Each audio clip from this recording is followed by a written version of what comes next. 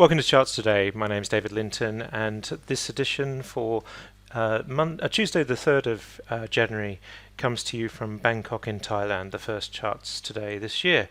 And so big thing is what's happened over the break and how we've come back into the new year. And we start, as always, by looking at currencies, then we'll look at some stocks and some commodities, and this data coming to you from Thomson Reuters, Icon feeding into Updata. And so the dollar has jumped again this morning, no big surprises there.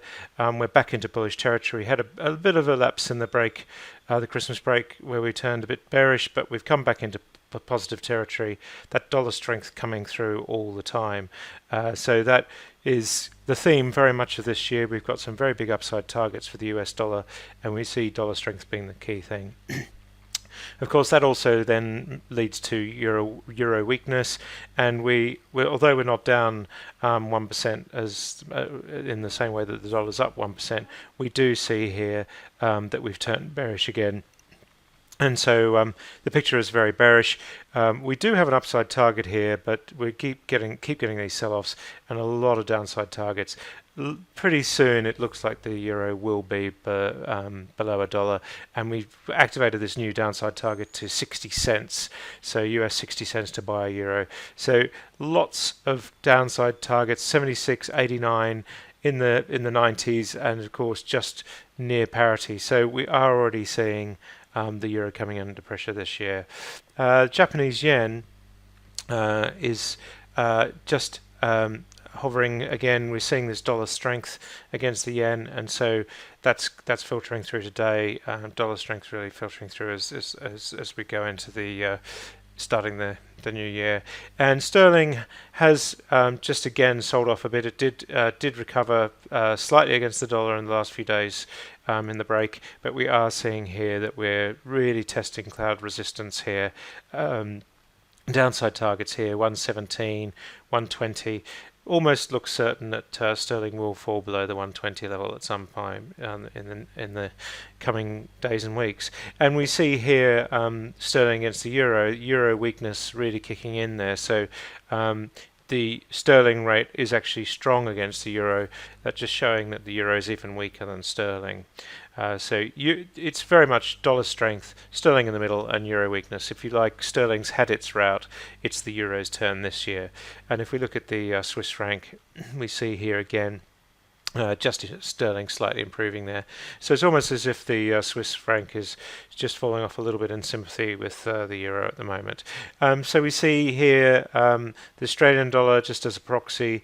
Again, just euro, sterling just weakening again here, having strengthened over the last few days. Taking a look at US stock markets, we didn't see a strong close to the year, really. We were off about 1% on the Nasdaq and 0.5% on the S&P in the final session.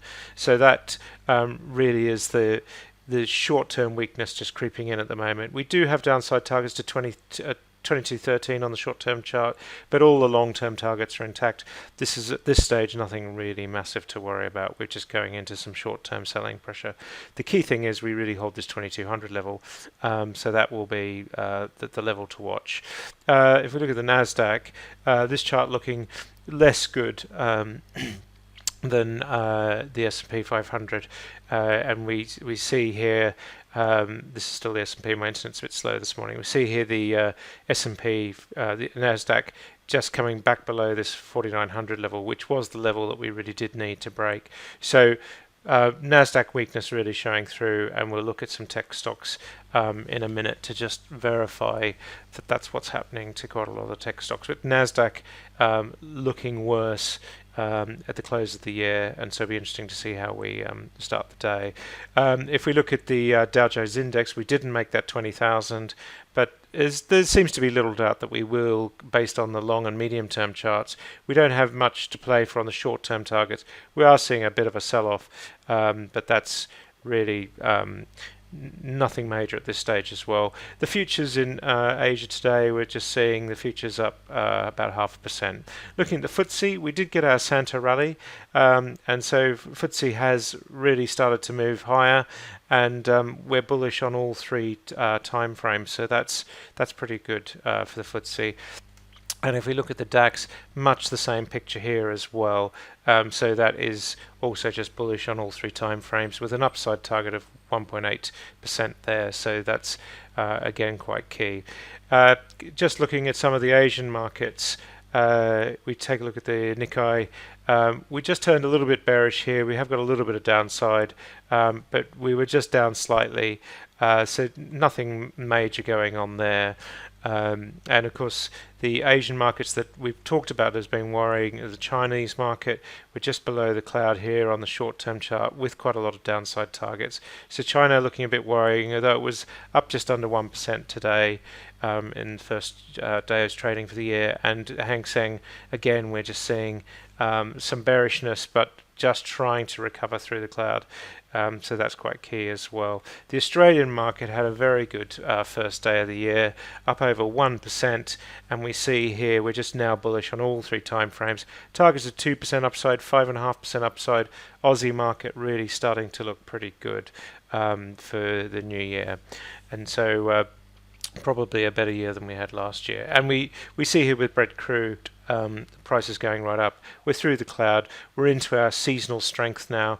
We've got targets to 58. We're sitting at 57, so that's not that surprising. 72, 76, those are the targets next stop. Looks like we'll go well into the 70s. A good sort of 30% upside there, so that is really quite key as well. Heating oil, again, this chart looking pretty bullish too. And if we take a look at US nat gas, slightly different looking chart, but we are still bullish here, although we did just turn bearish on the chart here too. Going straight to the gold chart, gold has had a pretty tough end to the year, and we do seem to be just trying to find some support here in the lagging line in the cloud. We tend to have a good start to the year on gold, and so it will be interesting to see that coming. We do have a downside target back to 1129, and no medium-term upside target. So quite a difficult call on gold. Precious metals just not really showing the strength at the moment, and on silver we're just coming back into bearish territory as well. Taking a look at copper. Copper had a good start to the year. First day's trading today up 1.2%. So we are just seeing that strength kicking in, quite a good proxy for commodities, and we do have some upside targets here just coming back into bullish territory there. Looking at the US Treasury notes, again they had a little bit of a sell-off in the year. We're in bearish territory on the short-term chart. We had targets to 245 and we went below that. But we are now just seeing that strength coming back. But again, we've got 4.4% on this medium-term chart, but not a lot to play for at the moment. We need to see some more thrusts. Tech, as we mentioned, had a really bad end to the year. It'll be interesting to see how these stocks open today. A lot of stocks testing their key levels. If we take a look at Amazon first off, we see here really into bearish territory here, bearish on the medium term, bearish on the short term, sitting right on support at the moment, so we may just bounce from here, but at the moment the picture is a bit bearish. And much the same is true of Facebook. We look here and we see with this 115 level on Facebook is pretty critical, and we are just teetering along the bottom here, so that's really quite key. Seeing this, we do have this downside target of 11%, but we need to move to new lows to activate that. But at the moment, Facebook just starting to look a little bit worrying here, although the long-term picture is still really, really bullish. That's it for today. Until tomorrow, happy charting. See you then.